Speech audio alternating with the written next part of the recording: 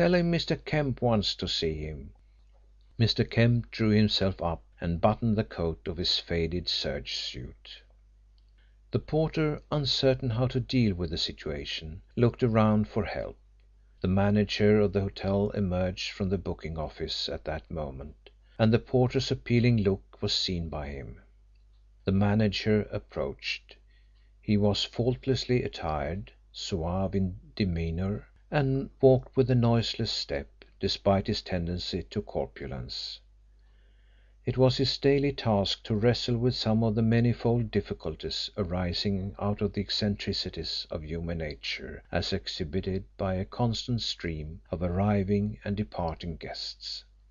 But though he approached the distressed porter with full confidence in his ability to deal with any situation, his eyebrows arched in astonishment as he took in the full details of the intruder's attire. "What does this mean, Hawkins?" he exclaimed in a tone of disapproval.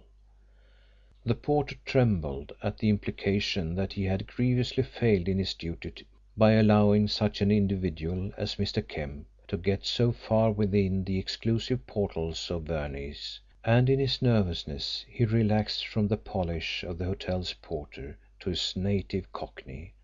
"This 'ere party says he wants to see Mr. Holymead, sir." The manager went through the motion of washing a spotlessly clean pair of hands, and then brought the palms together in a gentle clap. He smiled pityingly at Hawkins and then looked condescendingly at Mr. Kemp. "Wants to see Mr. Holymead, does he?" he said, transferring his glance to the worried porter. "And didn't you tell him that Mr. Holymead has gone to the theatre and won't be back for some considerable time?" "That's a lie," said Mr. Kemp, who had acquired none of the art of dealing with his fellow men and was too uneducated to appreciate art in any form. "I've been watching over the other side of the street, and I saw him passing a window not 10 minutes ago. I'm going to see him if I wait here all night. I'll soon make meself comfortable in one of them big chairs." He pointed to an empty chair beside a man in evening dress who was holding a conversation with a haughty looking matron. "You tell Mr. Holymead Mr. Kemp wants to see him," he said to the manager. "What name did you say?" asked the manager, in a tone which seemed to express astonishment that the lower orders had names. "Mr. Kemp. You tell him Mr. Kemp wants to see him on important business." He walked towards the vacant chair and seated himself on it. He dug his toes into the velvet piled carpet with the air of a man who was trying to take anchor. Fortunately the man on the adjoining chair and the haughty matron were so engrossed in their conversation that they did not notice that the air in their immediate vicinity was being polluted by the presence of a man in shabby clothes and heavy boots. The manager dispatched the porter in search of Mr. Holymead and then went in pursuit of Mr. Kemp. "Will you come this way, if you please, Mr. Kemp?" he said, with a low bow. He saw that Mr. Kemp was following him and led the way into an unfrequented corner of the smoking room, where, with the information that Mr. Holymead would come to him in a few moments, he asked Mr. Kemp to be seated. The manager withdrew a few yards and then took up a position which enabled him to guard the hotel guests from having their digestions interfered with by the contaminating spectacle of a seedy man. To the manager's great relief, Mr. Holymead appeared, having been informed by the hall porter that a party who said his name was Kemp had asked to see him. The manager hurried towards Mr. Holymead and endeavoured to explain and apologise, but the K.C. assured him that there was nothing to apologise for. He went over to the corner of the smoking room where the visitor who had caused so much perturbation was waiting for him. "Well, Kemp, what do you want?" There was nothing in his manner to indicate that he was put out by Mr. Kemp's appearance. He spoke in quiet, even tones such as would seem to suggest that he was well acquainted with his visitor. "Can I speak to you on the quiet for a moment, sir?" whispered Kemp hoarsely. Holymead looked round the room. The manager had gone back to the booking office and Hawkins had vanished. The few people who were in the room seemed occupied with their own affairs. "No one will overhear us if we speak quietly," he said as he took a seat close to Kemp. "What is it?" "You're watched and followed, sir," said Kemp in a whisper. "Somebody has been watching this place for days past, and whenever you go out you're followed." "By whom?" asked Holymead. "By a varmint of a boy, a slippery young imp, whose father's in gaol for a long stretch. I got hold of him this afternoon and told him what I'd do to him if he kept on with this game. He's living in an old loft at the back of the hotel garage, and he keeps a watch on you day and night.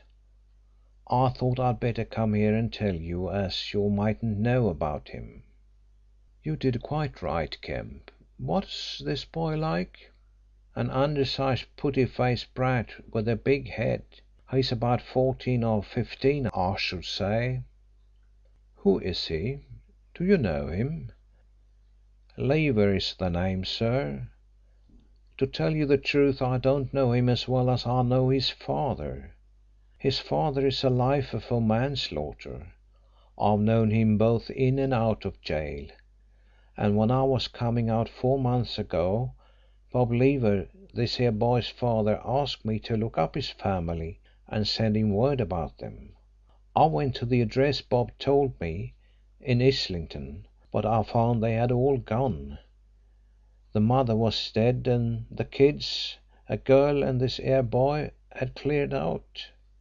The old Jew who had the second hand clothes shop Mr. Lever used to keep told me that the boy had gone off with that private detective Crewe more than 2 years ago. So it looks to me as if he has turned nark and Crewe has put him on to watch you." "Can you describe this boy more closely?" "Well, sir, I don't know if I can say anything more about him except that he has red hair and big bright eyes that are too large for his face." "I thought so," said Holymead, as if speaking to himself. "It's the same boy." "What did you say, sir?" asked Kemp. "Nothing, Kemp, except that I think I've seen a boy of this description hanging about the street near the hotel." Holymead rose to his feet as he spoke, as an indication that the interview was at an end. Kemp got up and looked at him anxiously. "I beg your pardon, sir, for coming here," he said, fumbling with the rim of his hat as he spoke. "I didn't know how you'd take it, but I hope I've done right. They didn't want to let me see you." "You did quite right, Kemp. I'm very much obliged to you." He was feeling in his pocket for silver, but Kemp stopped him. "No, no, sir, I don't want to be paid anything. I wanted to oblige you like. I wanted to do you a good turn. I'd do anything for you, sir. You know I would." "I believe you would, Kemp. Good night." "Good night, sir." As Kemp passed down the hall he met the manager, who was obviously pleased to see such an unwelcome visitor making his departure. Kemp scowled at the manager as if he were a valued patron of the hotel and said, "It seems to me that you don't know how to treat people properly when they come here."